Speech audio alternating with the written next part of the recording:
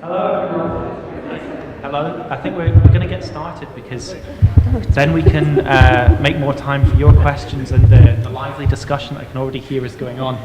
And we're going to try and project using these microphones without each of us having to speak into them directly. There is, if that doesn't work, we have got a roving mic. Can everyone hear me all right at this sort of level? Yep, great.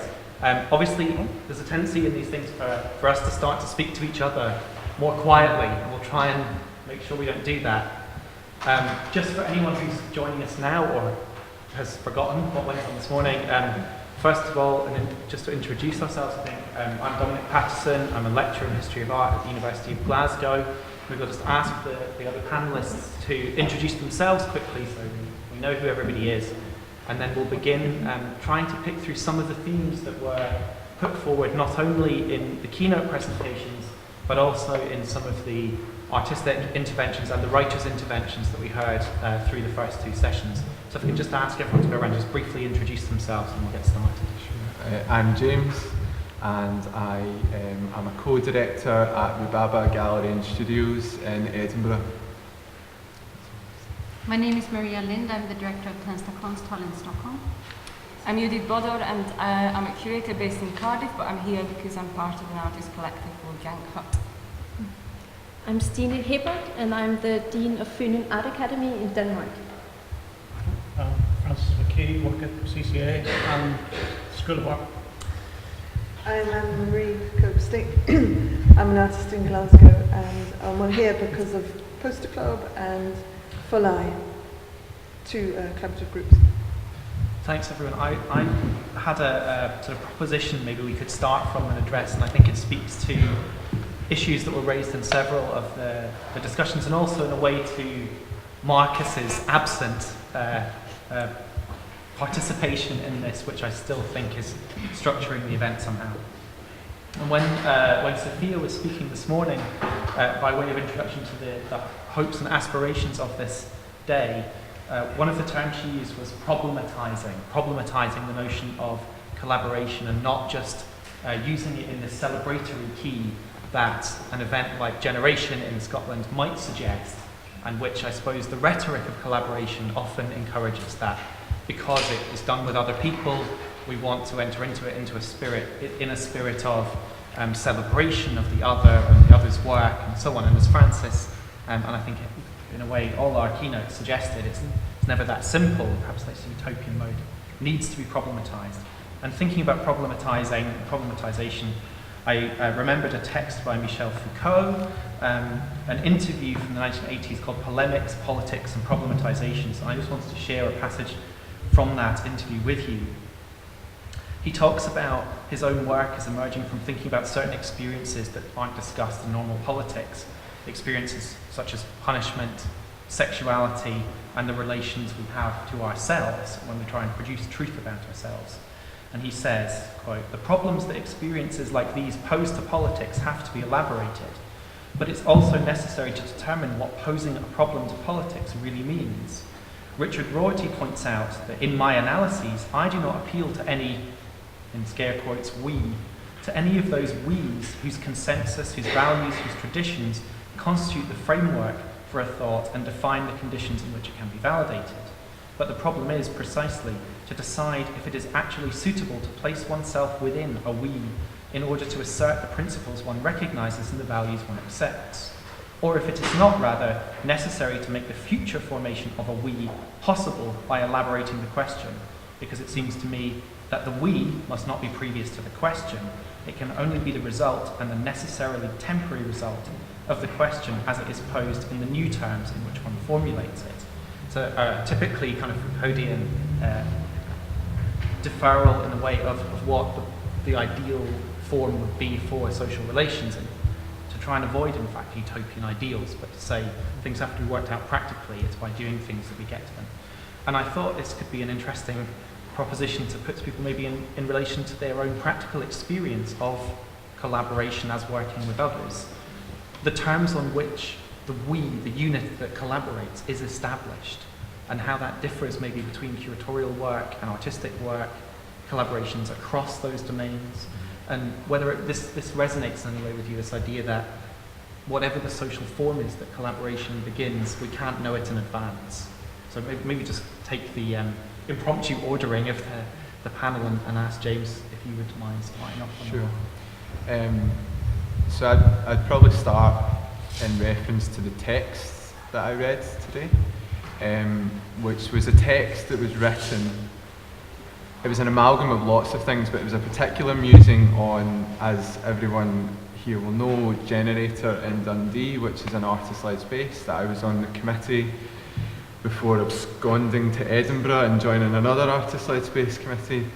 It wasn't deliberate, it wasn't a coup or anything. And I always find it interesting joining Generator because this idea of an inherited sense of itself, or a kind of set of structures and things that were in place, and these can be very practical things, they can be bureaucratic things, charity status, all these sort of various things that come to form something and come to form what you step into, and how that actually can potentially disrupt or affect your ability to identify with what you're a part of. So you can sort of come together and say that you do projects together, but you're still working within an inherited place, an inherited sense of something else that has its own histories and its own ways of doing things that you don't sort of necessarily identify. And to sort of link on to Rhubaba, which is the organisation that I'm here representing, that's been an interesting journey to sort of move from Dundee to Edinburgh and join an organisation that's still sort of in a kind of fledgling state of finding a sense of what it actually, what constitutes itself, or how we constitute it. And again, that takes the form of very practical things, like it just became a charity and it just got funding from Creative Scotland. But it also allowed a sort of thinking about how we programme and the projects we do and how they actually form the type of collaboration that we are, or this type of grouping of artists we are. And that's sort of still an ongoing process. And the only other thing I can contribute to it that sort of is a point of convergence that we as a group in Rhubaba kind of came to is the mission statement, and I can read that because it's sort of like a declaration, but I'll read it anyway and then I'll move on. So it starts with a quote from Thomas A. Clarke, and it's, "You will have to walk all around it to see it, you will have to stay with it to know it. Rhubaba is a co-production authored by the interests of those that form it. This co-production is shaped by ongoing relationships between members, studio holders, invited artists and publics. All our activities are developed and delivered on an artist-first basis, with a priority given to conversation and collaboration. Hospitality is key to this process." Now obviously we can problematise that and things, but I just thought I'd interject that as a position. I'm rather inclined to start at the other end somehow, to think about what comes out of something. Not necessarily in a productivist manner, but to keep an eye on what VHV said, that in order to do a collaboration, it has to make something possible that otherwise would not happen. And it feels to me right now that we're at a moment when we need to mobilize. And I mean that on all levels. We need to create alliances, so it's maybe not the kind of we that you were thinking of, but another kind of we. And I see this happening also if we think about institutional work within the art world, that you have new networks forming, trying to do things together. There is a sense that we cannot talk only to ourselves any longer. We have to actually take a few steps beyond that. One example would be a network called Cluster. Tensta Konsthall is one of 8 members. It's small-scale visual arts organizations in residential, primarily suburban areas in Europe, and one in Tel Aviv, in the suburb of Holon of Tel Aviv. And we've been having this network for 3 years, and it started with a need to share experience to actually somehow perform solidarity, because we realized that we all work under pretty precarious conditions. It was not about co-producing, it was not about trying to acquire funding together, but much more low-key. So we've got a little bit of money to travel to each other, and we've on the ground learned about each other's organizations, contexts, challenges, and through that we've also really realized how different we are, although there are a number of similarities as well. So we're now about to think about what's the next step for us after this, and an obvious one is actually to link up with the other networks, like the international, the network between bigger museums like the Van Abbe in Eindhoven, MAC by Barcelona, Moderna Galleria in Ljubljana, and some others. So that's my contribution. I think we need to actually put a different weight on what we're actually doing through collaborative methods. I think we can return to thinking about how that plays out with various of the other interventions, because that sense of affinity and shared goals seems really important, I think, to developing this discussion, maybe also to giving it some sort of solid examples, like concrete examples as that. But should we move around? Everyone can pick up on that issue. Judit, did you want to respond? I don't know, I was just picking up something that, some things that people said during the day, and two things I really liked. One was Francis was talking about destabilizing a process for the sake of being able to start. And I think that's something really interesting in terms of GANGHUT nature, because we are a group of people where we are saying we are, but we all are different. I'm not even an artist. I don't even know how to make art, but that doesn't stop me being in it. So what you can do is that if you actually, instead of base your collaboration on skills and completing each other's skills, but start something from an idea where you can be equal, and maybe create a situation which is uncomfortable and not based on someone who is authoritative doing the bit that they can and the others doing the bit that they can't, but actually you do all the things that none of you can. That gives you an equal basis to actually become we, because it's equally vulnerable in a way. So I think, and then someone else said collaboration is the best way to lose control, and I think sometimes processes are too controlled because you already know where you have to go when you set up a project, and I think that's not necessarily the way that collaborations work. Collaborations work, sometimes you actually don't know what you're doing, but it takes you to a place which you never imagined, and that's when you can say we all did something that one of us individually couldn't have done. So that's for me important in a way. I'm tempted to ask Francis if mediumship constitutes collaboration in that sense of collaboration where you don't know what or at least one party doesn't know what they're doing. Yeah. But maybe, because there were also resonances with Stine's presentation and the idea of self-organisation in artist groups. I think that idea of people gaining the skills they need to realise the institutional support within a peer group is really important. Is that, when you were working on self-organised, did that idea of the production of collective authorship, collective infrastructure, how did you read that in relation to that aspiration for the production of a community or a we out of a project? I think it's extremely difficult to generalize about this, because that was definitely something that became very clear, that there are so many different motivations for working in a self-organized way. And maybe it's easier if I speak about my current experience of arriving at this art school, which I thought was going to be all about student democracy, and it was all about let's break down all the hierarchies. And the very first day I arrived, the first student I met said, "Oh, it's so wonderful, finally you have arrived, because now there's somebody who can decide." And I thought, it really? Is that the point? But of course it's only the difficult decisions that you like somebody else to make. And that sense of the we is something that is constantly taking new shapes, I would say, and something that is maybe quite utopian, because sometimes I'll speak about a we at the school to say, I mean, we're all working towards this, and then someone will say, no, I mean, I'm opting out of this. This is not my we, you know, it's your we, or you with a couple of other people have a we, but I'm not identifying with it. And yeah, I mean, again, it's in terms of language. I think it's important to be specific, and maybe I'm more interested in figuring out how we can work together, both from an institutional position and a self-organized position, and how they come together as well.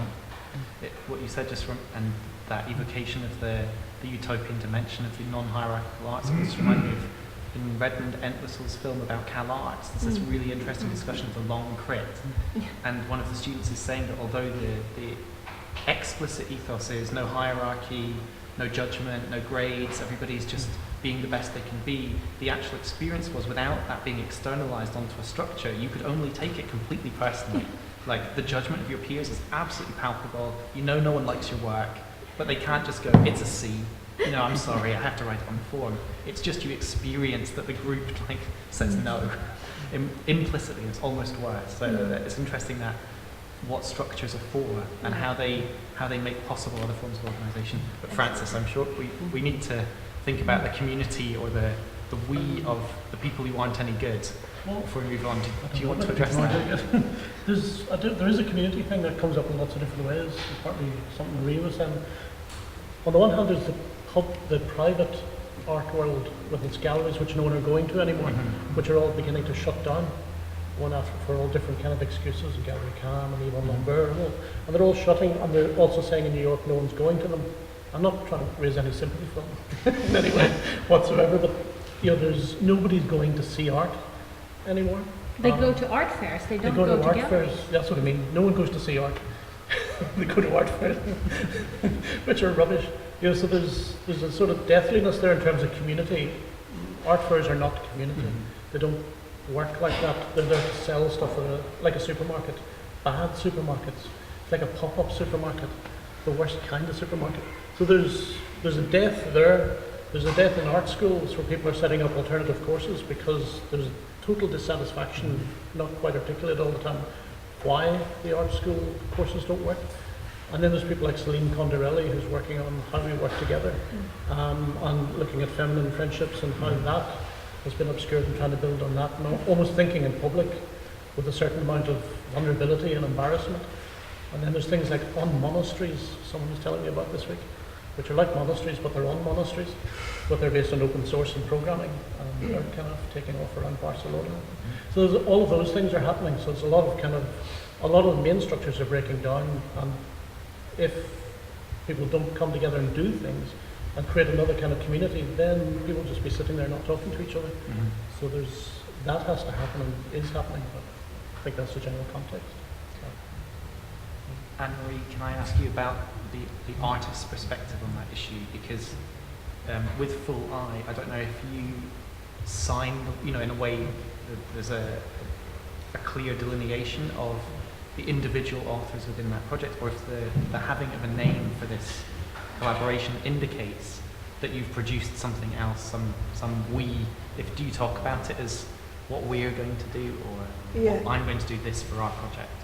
We did spend a bit of time thinking whether we would use our own 3 names or find a new name. And I think probably from having played in a band together before, doing music, which you find that a name beyond your own name allows you to do more in a funny way. It's a different kind of fearlessness, or it's a very different way of getting out of your comfort zone. I think partly for that reason, and partly for it's a beautiful thing to have no history.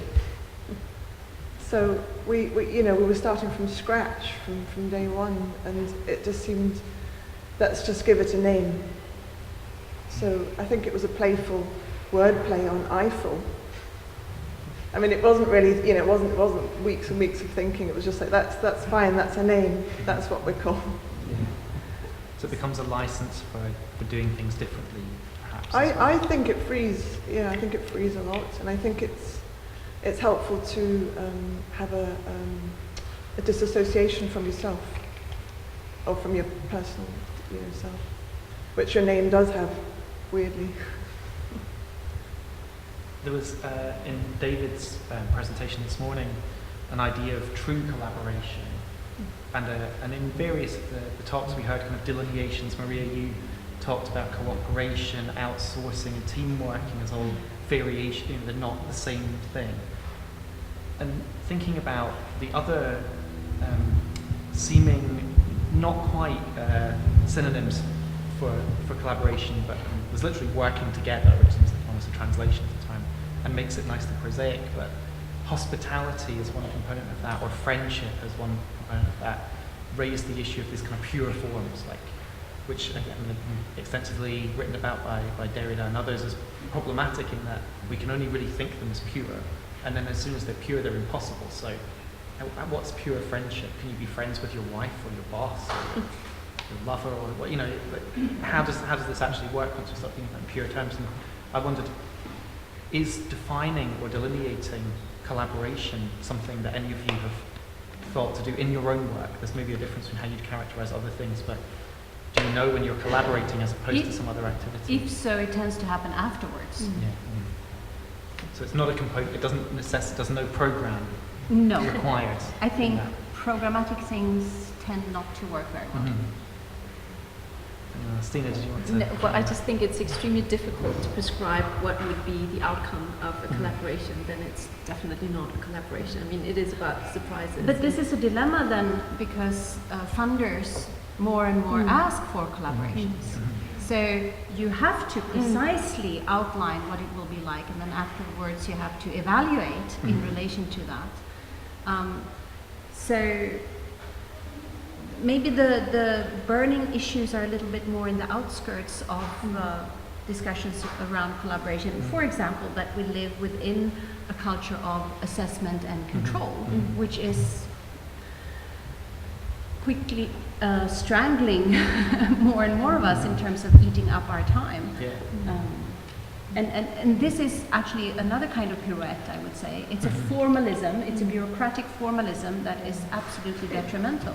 I wanted just to tease out a bit of that, because I thought it was a really, it comes up actually in your discussion with Jens Hoffmann, I noticed as well, and the question of like where art should be within this. You know, and the pirouette is a nice description of turning on yourself, which of course is what funders also ask you to do. Make it, and at the same time assess and re-describe it. And as we sit here with a Twitter feed describing this event, you know, maybe even already doing the reception of the event as part of the event, you know, feels like a very emblematic thing. And you know, all of these marginal issues get put on stage. They get theatricalized or staged, and of course that's partly because we're all being asked to do this again and again, to say, I will do this and it will achieve these goals, and then I will be able to describe them in terms of collaborative networks, whatever. But it's the classic dilemma of humor, love, and critique. If you say that a joke is going to be funny before you say it, it's not funny. If you say that you want to fall in love, you're most likely not going to fall in love. If you say that something is going to be critical, it probably won't be critical. So that's the problem with being programmatic. Yes. So if collaboration is another term within that sequence, Yes. then love, humor, and so on, one of the interesting things, it's something that has to happen to you without you planning it. So I wonder if David again this morning mentioned the idea of chance favouring prepared mind. How do we prepare to collaborate if it's going to be an event rather than a programme or an institutional prerogative? Are there, Francis, you were suggesting that there are like alternative formats might be one way of that. We don't know what's going to happen, but you know at least 10 people are going to... I know on a very practical level, I was looking at Goat Island, the performance group Goat Island, who work collaboratively and improvise with each other. But the director used to turn up with ideas ready to go, and it would never work, and they would just kill each other. So she learned to turn up with half an idea, and she would just turn up with half an idea and just go, man.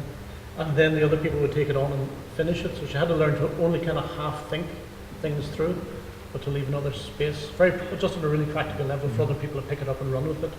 But if you turn up and you've already got it sorted, you're like control freaks. I would have it sorted and it's all ready to go. There's no way in for other people. So, And that was a director. yeah. So now I half think things. So I think in a musical or a band situation, you turn up and switch. If nobody nobody wants to start, so you just switch on and start. And then other people either say, turn it up, I like it, do it, I'm doing it with you, or switch it off, I don't like it. And maybe do my thing louder. Are they always right when they say it's not good? No. But it's also important to maybe add the specific context in which we want to talk about a particular version of collaboration. I was just editing a very interesting and sad text by Barnabas Benčík about the situation in Hungary and what has happened since Fidesz won 2/3 of the votes in the 2010 election, and how the whole cultural scene has been genuinely transformed. And it's really, really bad. We think we know how bad it is, but we don't know how bad it is. But what he says is precisely that either we have to do something domestically in Hungary, we have to find new ways of collaborating, or we need to move abroad. And, But that's always the same with frames, isn't it? That I don't think you can live without frames. That's and frames always exist no matter where you move. Something will give you limitations. I think it was quite interesting with this project that before we even came in, we had these structures. So you had this time we had an architectural structure, and you suddenly see something and you think, how on earth? And it's not a collaboration as much because we were provided with something, but you tackle it. And I think when you have a problem, I always think there are people who, one of the ideas is to say, I'm not taking part of it, I pull back and I create something alternative to it, or I actually go into that frame and I will try to interrupt it from inside. And I think what happened with CCA was something very interesting because it had a history, it had a frame, and then something new had to come out, but had to come out from inside, and you have to, so if you want change, but you just say, that's too bad what Fidesz or whoever a government brings, and I'm just pulling back from it, you might end up not having any impact because you might create an alternative, but that will not have any engagement with that framework that is provided. So I think there's two ways in it, and if you can interrupt with a given frame, just by trying to not destroy it, but just derail it, sometimes collaborations can happen in those gaps. I suppose, I mean, it was mentioned already that I think in reference to Philip Moreno, the idea of collaboration is also consonant with the notion of a kind of bad affinity to, I mean, for example, fascist politics is the term that comes to mind, thinking of collaborationist politics in France, for example. And of course the situations or the dilemmas that people face vis-a-vis their everyday life in political contexts that they would choose.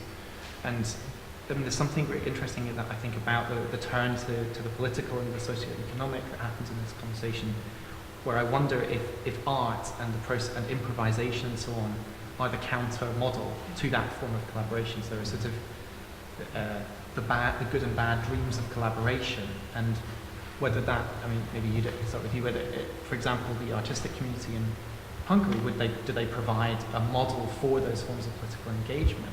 Or is that already a problematic kind of binary between the good and the bad in collaborative terms? Well, I don't know. I'm not very an insider in given projects anymore. All I do is I read what you read. But I hear a lot of moaning from artists and curators and saying, oh, this is shit, this, we let's say no. But actually, nothing happens, and they don't necessarily set up these self-organized structures more and more to then have enough to change what is there. There is not a lobby. But I tell you a better example. When I was in Slovenia, in Ljubljana, what they done is quite a lot of organizations took over an old Russian, just a military blocks, basically empty buildings, and they all set themselves up, offices. And just by the fact that they were physically together, they were completely different organizations. So physically together, they realized that if they lobby together as a territorial kind of art army or whatever, they actually can get into change with the government. So they just lobbied together. They came together and said, we're only individuals. we don't want to work together on a project, but what we want is all in common is to change the art world. And quite interestingly, it happened. And now they heard, but they heard because there was a critical mass, that they got to the point when they had to be heard. And I think in terms of collaboration, sometimes we are quite insular. So we set up a group and then we're collaborating between each other. But I think that the bigger question is how can you do it in a network, so it's you supporting each other, and therefore you can get something that is different. But that's not necessarily happening. And in this case, I was quite interested with this project because there was an opportunity at the beginning to say, we are all working in these residencies and there is an option that you can maybe connect somehow, and it never happened. And I wonder why that is. But I you know, tend to disagree a little bit. I do think that I see signs of a desire to create alliances and a certain sense of mobilization going on since about 5 years maybe. no, sorry, I was just mentioning the Hungarian context, which you were asking, like how is it going, and I just said to that I don't necessarily see that. Well, But you might, my yeah. information from the inside is that they are trying slowly, but they are so curbed by the changes which are absolutely radical in terms of governance, which is not only for the scene of culture but the whole of society. Well, I don't know really whether it's a discussion about Hungarian context or not. But in general, what I'm thinking is that change, you can only get to change if you cooperate, and that's not necessarily collaboration, but that's understanding that we are in the same boat. How do you say that? I mean, it seems like, I think Francis's presentation particularly raised that issue of friction, disagreement, dissensus as maybe more the core of pure, if such a thing as pure true collaboration exists. It's in that register, not in the one of the perfect harmony. I mean, I guess even in music, perfect harmony is really boring and really problematic in terms if you're interested in what cultural forms can be. And maybe, Anne-Marie, if I ask you just about that parallel between music and other forms of collaborative production, and particularly thinking about other members of Poster Club here, and they're presenting how different those two models of collaboration are that you take part in, and whether that idea of the frictional, disagreeing, people are no good side that Francis was mentioning rings true in your experiences of those collaborations, bearing in mind that your collaborators are here. You may want to consult. Well, I would say, first of all, there's a difference in that with music, you're often, it's a time-based thing. So if you do a gig or an event, it's time. Whereas in Poster Club, we're making things that are objects, I suppose, and we're installing them in a particular way. And I think the way that we install, would you agree, Kira, is very much part of our work as well. I think the headbutting, the fighting is going on definitely in bands and music. I mean, that's what it's all about. No, there's love, of course, but there's just definitely love-hate, definitely love-hate. The headbutt, I think, is where you get an interesting idea springing up. I think it happens I think it's happened in every collaborative group I've been in, if it's truly honestly spoken about. I suppose sometimes it's like you step forward and sometimes you step back, depending on how tightly you want to push your point across. I mean, does that answer your question at all? It does, and I suppose it returns me to thinking about my experience of working with artists, which has often felt to me like there are lessons in how to work. Like not just that you're learning one program for how to work with people, but in each instance, I think artists, because they're often, maybe particularly in certain situations like Scotland, where there is an infrastructure, but it's not a particularly art market-led one, and it's not immediate routes to success. People have had to improvise structures that make their working lives sustainable, and they've also then had to work with others a lot and learn how friction is productive or when you need to pull that back. So I always find it incredibly educative to see how a project might start to give you ways of working, and they might be completely local to that project. And I don't know if anyone wants to pick up on it, given experiences of that. Maria, I mentioned the project you did with Christine Borland, which implies a lot of working together to do a retrospective over a long period of time, and a lot of work with an audience as well. But did you feel that came from the artist as much as from you? It's not just a curatorial. It came very inter- much from the work, thinking about the work and what the work does and how the work operates and the sensibility that is embedded in the work. So was your collaboration with her practice more than with the person? But Or also does with the collaboration- person, because I had known her for a number of years by then and worked with her several times before. But it absolutely came from thinking hard about this work. So what would it mean to do a survey of this kind of work? And that's a discomfort I felt with many of her peers also of the same generation, with an environmental approach that to assemble many works by the same person under the same roof at the same time doesn't do the work any good. On the contrary, it tends to actually reduce each artwork. So what I wanted to do was to try and make each piece blossom somehow, to get the best out of each work. And it was very interesting. The downside was that we did not really develop communication as much as we did presentation. And this is something that I was thinking about also earlier, that I feel is an urgent issue now. Maybe 10 years ago I would have said collaboration is absolutely seminal.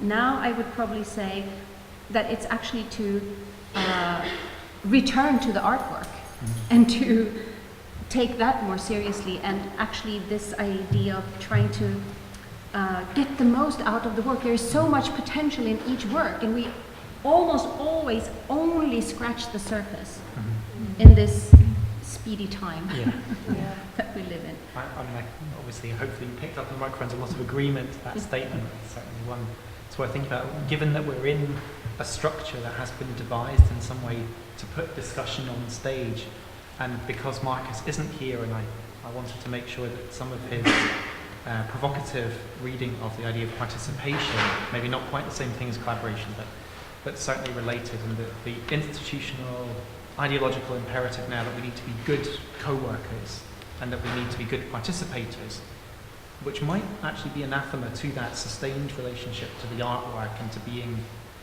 in a situation of unknowing with it until we've learned to live with it, which Rhubaba's statement really nicely captured. But I just wondered if people would want to say anything about this structure. Partly I feel like you did, that it's like a frame that we've been forced to inhabit that I'd quite like to dismantle. Because it does make, I remember where my back was here, people here, we're relying on our voices being taken out of ourselves and projected through these speakers and so on. And it does also make into a kind of visual spectacle the very fact of discussion, which is something that's happening around this exhibition that I've used before. But I guess this is a deliberate provocation on his part. Would anyone like to say anything about this structure and the idea of the nightmare of participation, the bad dream of participation? Well, how about we ask the audience? Yeah.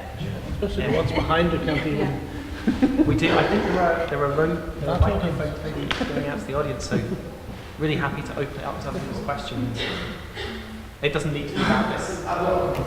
One thing about the design that he sent over needed quite a lot of work, so it wasn't structurally capable of existing in his head, and he didn't follow it up. He's not here. To the sort of idea of collaboration, whether that, when you're filling in the forms about what the art world is trying to do, communicate in a socio-economic way with different classes, what was the ideological reason for that, for nation states?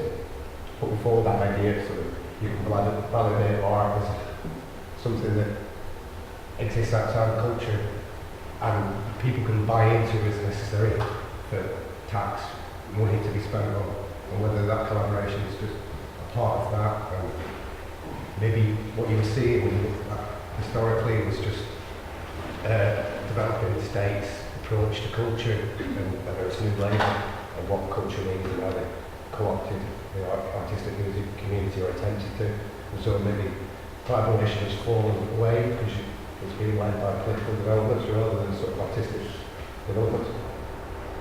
That's a couple of things I've learned. I'm a bit troubled by Francis's evocation of the Goat Island technique with the kind of quasi-object idea, because it bothers me. It bothers it bothers me in terms of coercion, which I'm also slightly bothered by with the structure as well, actually. And if something's kind of half-formed, it does suggest the whole. By it being their halfness suggests the wholeness, does it not? And there's something about it that I was just sitting thinking about it. There's something about it like someone buying you like a pair of crotchless knickers and leaving them on the bed for you to put on, but not telling you to put them on, you know, which is a very coercive act.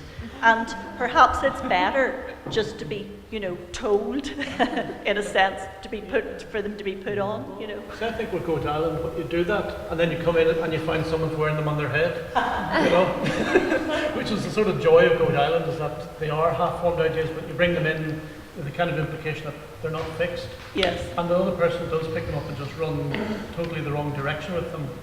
And the next thing you know, they've eaten the crotchless knickers, and what can you do? Yeah. You know, and so they don't do the normal thing. Yeah. And I think you have to be lucky enough to have not, you know, the 4 accountants in the band. Yeah. There is serious concern I have though about coercion and collaboration, and I can't quite formulate it into a proper question. But it's something about legacy, and Althusser talks about it. I think it's the title of his autobiography. Says the future lasts a long time, you know. And there's something about coercion and halfness and wholeness and sort of presupposition of continuation of production somehow that it's. I haven't got it quite formulated yet, but there's something that bothers me in it. But I suppose there's the coercive role of playing the good collaborator. Like, I wouldn't dream of telling you what to do, but, you know, finish this, like a crossword or something, and you just end up thinking. And I think that there's a really interesting aspect there that I thought in relation to these particular paradigms that we've heard today, which are, there's artistic production and music, writing, which I tempted to ask you, Marie, about collaborative writing, but Francis could maybe speak to that as well, and then curatorial work, and how each of those might play out according to those kind of paradigms of coercion, or playing to what extent you fully embody the role of the person who could be told no, like, I don't want to collaborate with you, or I don't like all of your ideas, as you were saying, like the headbutting of being able to refuse all of someone's melody or all of the beat they've chosen or whatever. But yeah, Maria. But you can also think of the idea of the half-formed idea as the wedge that I was referring to.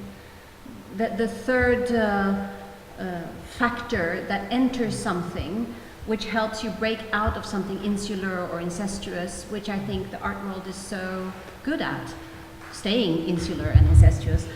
And I think this is the challenge today, to have this sort of break into something. What does it mean to make this very project in that very context at this point in time? With whom do we want to communicate? With whom do we want to have a discussion about this work or another work? Which is why I'm so obsessed with this idea of the nerd's approach, going into something and being so focused and dedicated. But Maria, what would be the distinction between, one of the things that obviously is amazing in Dora Garcia's film is, as you said, the love, the shared time, the investment, the poring over this text that becomes collective, even though it springs from this individual author's mind in the past. There are various forms of that kind of nerd-like activity, you know, people who love custom cars, or who love skiing, I don't know, or love food. What about you? It seems like you don't want the art nerds to just love art, though. Like, art has this other function that involves that opening out, right? Yeah, it's the methodology. Mm-hmm. It's not the content primarily. Mm-hmm. It's the methodology and what that can generate and what Mm-hmm. that implies, which I think is so important right now. Mm-hmm. And also from the beginning to actually have, at least in the back of our minds, with whom could it be really special to have a dialogue in relation to this work? Mm-hmm. That is not just us, but somebody else. Mm-hmm. And how could we do that? Because we're almost losing the battle in terms of cultural policies and taxpayers being ready to spend money on culture. but we haven't entirely lost, but almost. Well, that's a really good point again to open it out to the floor. Please don't feel you need to follow the logic, or if there was one of the conversations so far. If you want to call back to something much earlier in the day or ask an individual speaker something about what we talked about, please do. Thanks, Dominic. I'm really quite puzzled because I actually see these terms that have been used as very different. I tried to say at the beginning that collaboration between two or more artists is towards making new and different work is a very different thing to participation.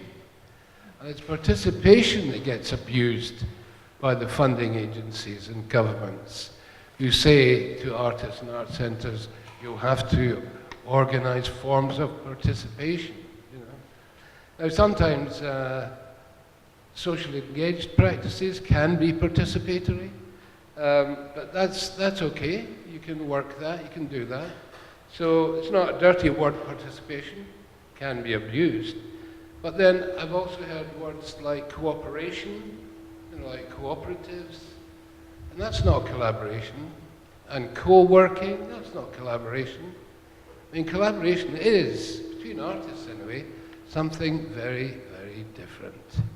That's my belief. And there is a true collaboration between artists. This is coming from a man who says artists should collaborate with people, other people that aren't artists. So your whole environmental art is formed on other people collaborating, like John Latham in a factory. You know, it's artists working with people who aren't artists is actually one of the great joys of environmental art. Absolutely. So is that a true collaboration? No. It's not a collaboration at all? Participation. That's very disappointing. It's social engagement. I'm tearing up my environmental art card. At least institutionally speaking, I think it's more and more common that you're actually required to collaborate. Yeah. Well, With- it's a misuse of the word then. Yeah, I suppose to respond in a different way, because, you know, of course, I particularly enjoy your collaboration with Ross and how it's different than each of your practices. It becomes another thing because you work together, right? But I'm aware that we're surrounded by this image of Courbet's The Artist Studio, a real allegory.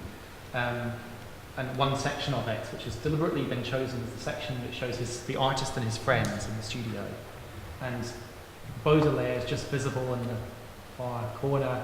And Baudelaire, if I remember this art historical anecdote from my early studies correctly, had his mistress painted out of the picture because he didn't want her included amongst this social scene after they fell out or separated. And I think to me there's an idea of, if I'm sure you don't mean by true, like pure or innocent or anything like that, but I think it's important to differentiate that because, as you know, Derrida points out with friendship, for example, purity is often at the cost of the exclusion of certain things that are important. In this case, a relationship with a woman, I don't think it's part of the discomfort of that element of the picture that someone's love is extracted or deleted from the image, and that also that I think the problem or the question this image poses is, what is this relationship to the other scene of work, which in Courbet's picture is the scene of politics, the scene of power, of money, and all of that, and it's an interesting provocation, I think, to take the studio and the artist's friends improvising as a model for something, but this image is already an image about the tension between those two worlds, and that tension to me raises, as Maria was saying, the question of how those things are abused. I mean, it's not just that we're abusing them. I think we're evoking the abuse that happens of ideals of how we work with other people, because we're often asked to do it so that half as much money comes from the government to produce twice as much stuff. So you take your reduced budget and join it to someone else's reduced budget and then make something, and then write about how you made something, and then collaborate with somebody else. That's the scene you were suggesting, a bit. is what it reminds me of in Yeah. academia anyway.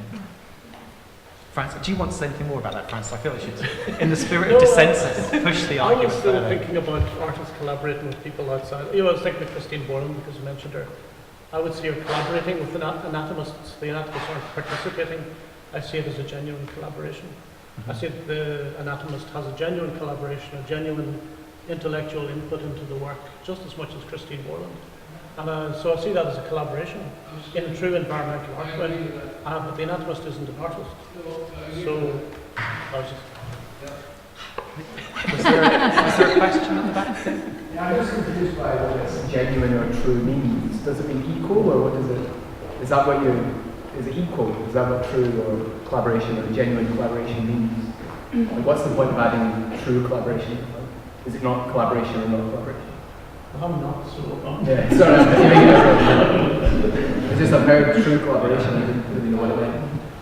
I mean, I use that word to be challenging, you know, that obviously, I mean, you explained it, Dominic, but no, I'm not really saying. Well, I think there's an interesting question that which maybe some of the people who have collaborated here could answer if they want, which is, for example, does collaboration suggest this peer-to-peer relationship without the imbalances of power that might be suggested by, let's say, could Francis as an MFA tutor collaborate with a student who you're assessing? It's hard to imagine. There is some kind of notion of parity or equivalence, which also like a nerd group might have, you know, that you don't have a head nerd, I guess, in the Joycean society. There might be the person who hosts or facilitates, but not necessarily the lead person. But then, of course, collaborations are much more messy than that. You can also see different positions being taken or given to people. So, of course, it stratifies quite quickly, like in any group. Yeah, I mean, I could ask the question maybe back to you. Is that your experience of collaboration, that it's possible because of a parity or a equivalence or a sharing? I'm not quite sure, really. I mean, I think, okay. I don't know whether or not you have to be friends, really, or whether, I'm not sure. I think that the good thing about it is that you don't have an agenda specifically, and if you don't like something, you don't have to do it. So we never compromise. It's the best part. We just find the things we both like and both follow them. So I don't think I think it's if you have an agenda, then you have to compromise, and then you bang your heads together. And I don't know what I'm saying really, but is that not a compromise though? To find the things that you both like, so you're negating something that you don't like. It's a power dynamic. Even in any relationship, there's a power dynamic, and shifts constantly. Yeah. And you might go, okay, I'll settle for that, but I want that. Aye. You know, that still doesn't mean it's a good collaboration or perfect. No. It just means that's how they work. Has mediumship training improved your collaborative powers, Francis? No. Because you know too much now about it? No, I don't know anything. The only thing I know is I know nothing. More and more as I go through life, I know how stupid I am. And that's just becoming an increasing wave of stupidity coming at me. So. But do you know, you presumably now you're aware of other levels of physical communication? Yeah. Nervousness, lying. Yeah, and I'm aware how bad I am at them, but I'm aware they're there. Some of them I've got better at, and some of them I'll probably go worse at. But in terms of collaboration, is it better to know more about the other person or not? Yeah. Is it better to not know and have to imagine them and therefore... I don't think it necessarily matters. You could do a really good collaboration and not know something about someone, as long as you make a good work. Just like, occasionally a blind date is successful. Yeah, it could be great sex, but you didn't know that the other person was a serial killer. That's getting harder for me. Would that change it? Sorry? Once you found out, would that change it? No, because the collaboration's over. But it didn't make any difference during the collaboration. Knowing it probably would have ruined the collaboration. You know? But you wouldn't collaborate again without that. Well, not after.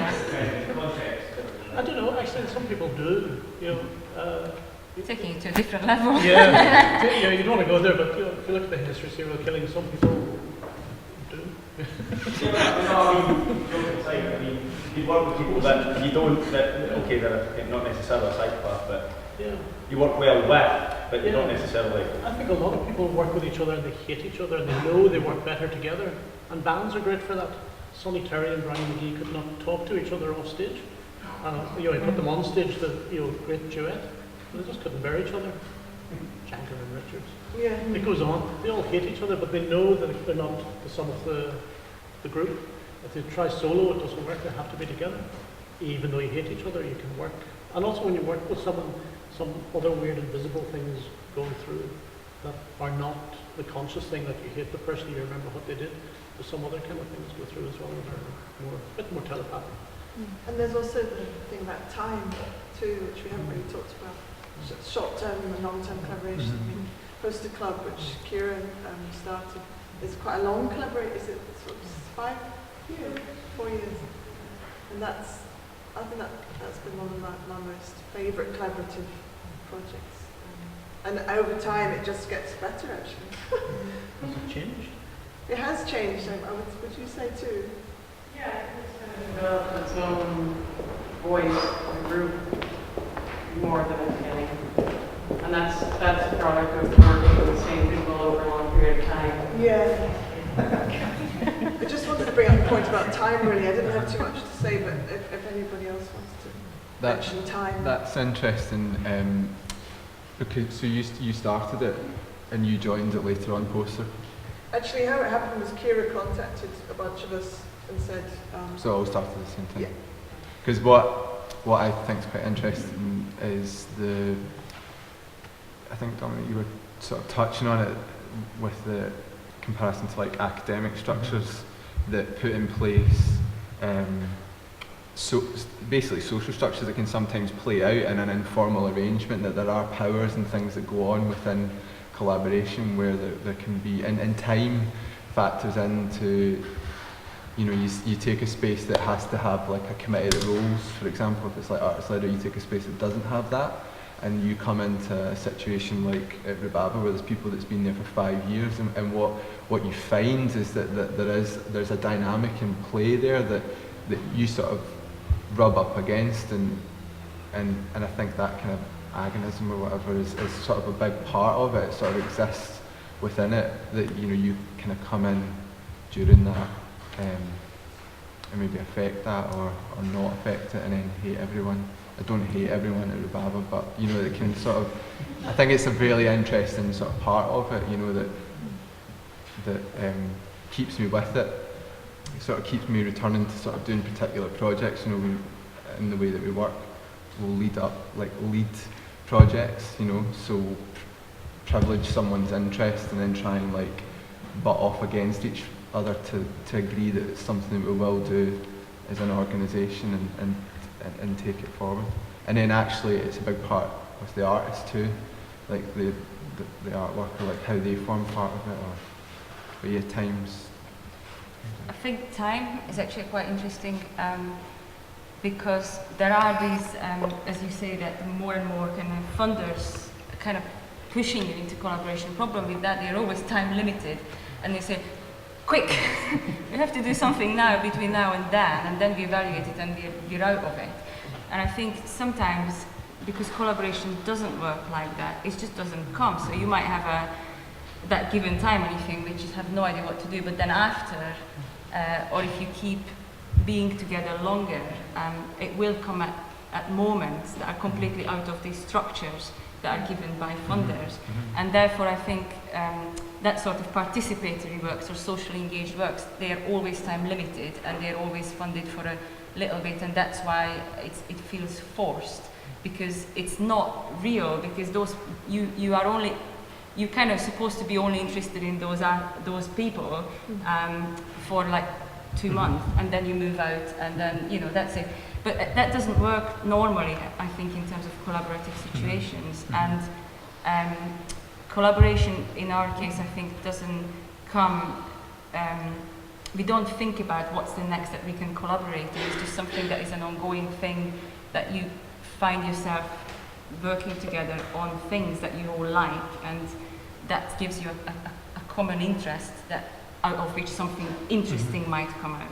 But it's not necessarily related to any funding, and that's why a lot of collaboration happens without funding, because you want to make it happen no matter what setup you have.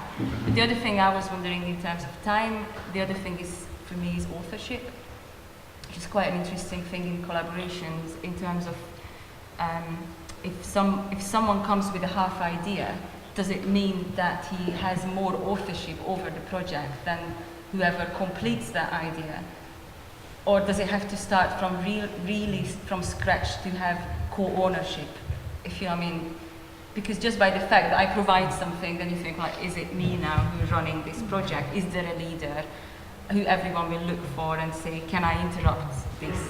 But will I be equal to you? And I think that there's sometimes problems, and also bigger collectives, or always the difference between the individual work and how you become somehow hidden behind that collective name, and how much you can still be able to do your own work and be known for that, you know, you as an artist otherwise or outside of that. So I think authorship and ownership is can be quite problematic in collaborations.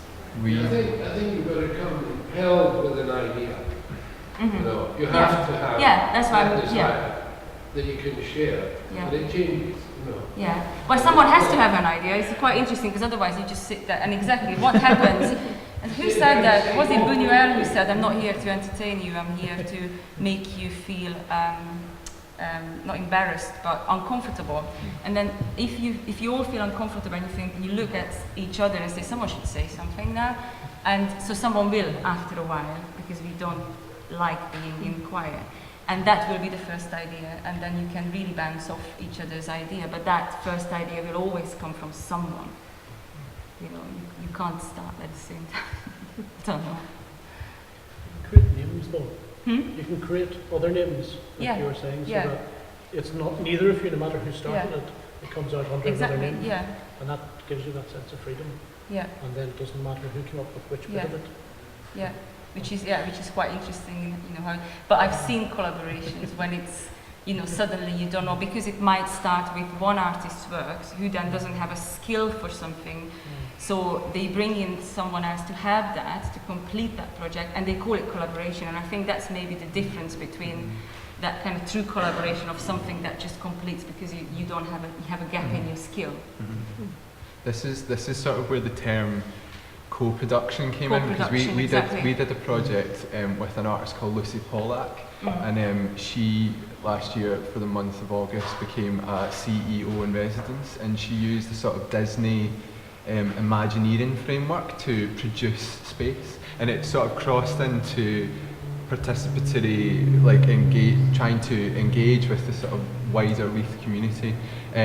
But we as a committee got sort of very involved in the sort of production of this space that sort of culminated in a kind of performance that involved the roof collapsing and everyone sort of running around. But we, you know, when we were writing this mission statement, which sort of followed shortly after that, was kind of very prevalent in our mind, like that, the position of the artist, like the name above the door, so to speak,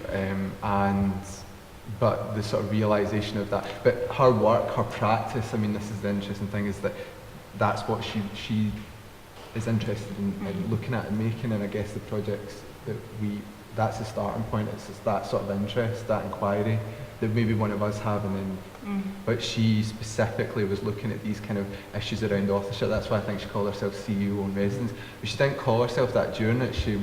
After she left, she sort of changed it, and we had to change. And did you get angry about it?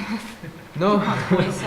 No, but I think that just speaking from giving an example of an artist like that, I think that was her sort of grappling with like her position within the potential of like co-production or like collaboration, or problematising that through calling herself a CEO.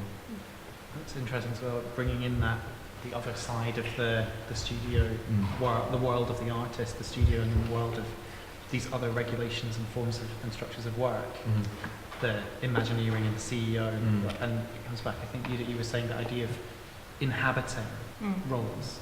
And I wonder if that's, I mean, an important element of collaboration is to take on the role of the collaborator and to be open to that.